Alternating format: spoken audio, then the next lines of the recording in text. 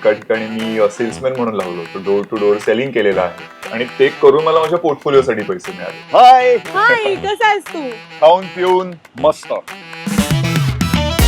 आणि त्या बाबा म्हणाले होते की मी तुझ्या शिक्षणात कमी नाही पडू देणार काही, पण तुझ्या ऍक्टिंग साठी मी काय तुला पैसे देणार नाही, तर तुला तुझे कमवायचे. एक मुलगी घरी पोचली होती आणि त्यात कळलं की नाही मला भूषणला भेटायचं. की कोण तू? नाही, त्यांनी माझं बरोबर काही खूप वाईट एक प्रसंग घडत होता आणि त्यांनी मला वाचवलं.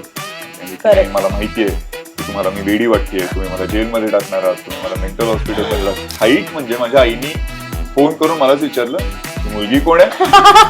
म्हणजे त्यामुळे जरी माझ्या बहिणी बरोबरचा फोटो पाहिला तर माझ्या बहिणीला मेसेज होतो की लांब राहा त्याच्यापासून. अरे बहीण आहे माझी, ती का लांब राहील माझ्यापासून. अतिशय स्ट्रिक्ट अशी शाळा होती माझी. तर सिग्नल वरती लिटरली गाड्या थांबल्या की have to distribute those pamphlets आणि त्यांनी तुम्हाला 250 रुपये 350 रुपये असे मिळायचे आणि खूप